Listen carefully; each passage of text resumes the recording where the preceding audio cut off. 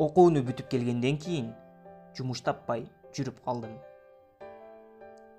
Диний окуу жайлардын бир тобуна бардым. Чет жерде билим алып жүргөндө мекениме барсам эле баары кучак жайып тосуп алчудай сезилген. Тилекке каршы сүйлөшүп алышкандай бир ооздон бизде бош орун жок. Болсо өзүбүз байланышалы, номериңизди калтырып кетиңиз деп сылык сыпа эшиктен чыгарып коюп жатышты. Айла жок. Кара Балтадагы Дунган туугандарга сабиз жыйноочу болуп жалдандым. Бир күнү Эр-Риядта окуган иним Мухаммад менен сүйлөшүп олтуруп, жумуш жогунан талаада сабиз терип жүргөнүмдү айтсам, көзүнө жаш алып: "Аке, 7 жыл бөтөн жерде илим алып келип, эми мынтип жүргөнүңүз уят. Акча керек болсо, стипендиямдан ашырып салып турам. Экинчи чыкпаңыз", деди жалдырап.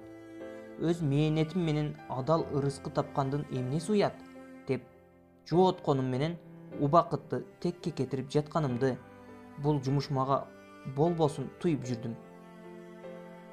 Чет өлкөдө жүргөндө алган илимибизди ата мекенге арнасак, элибиздин жарык жашоосу үчүн кызмат кылсак деген кыял күчтүү эле да.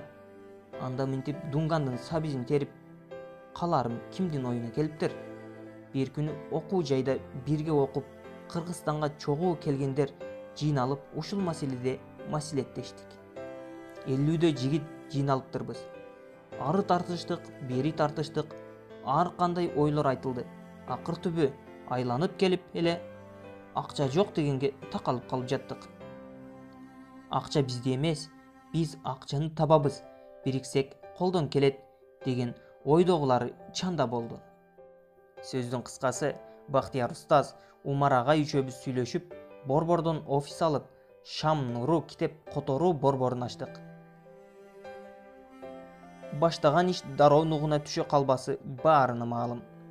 Бирде курсак баштан ашып, бирде курсак Кудайга жазып, 3000 сомдук батирдин суусу кышкысын тоңуп калып, айтоор ошентип жүрүп 10го жакын китепти которуп, басмадан чыгарууга жетиштик.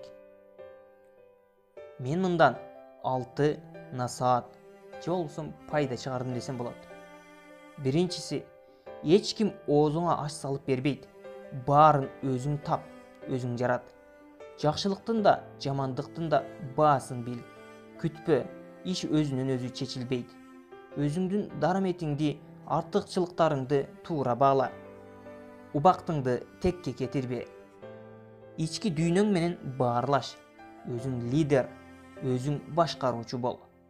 Терс кыялдарыңды жең. Чачылган оюңду түздө. Артка чегинбе. Бир максатка умтул. Жолду баскан арбытат деген накыл сөз бар. Кыйындардын сыры жана артыкчылыктары ушунда.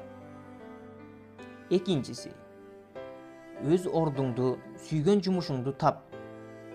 Адал иш кылуудан эч качан уялба. Үчүнчүсү, бир тууганыңды сыйла, ага мээримиңди төк. Ал үчүн мал жаныңды, жакшы сөзүңдү аяба.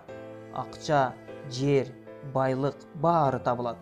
Бирок бир тууганыңды жоготсоң, анын көңүлүн орутсаң, дүйнөнү 7 кыдырсаң да таппайсың.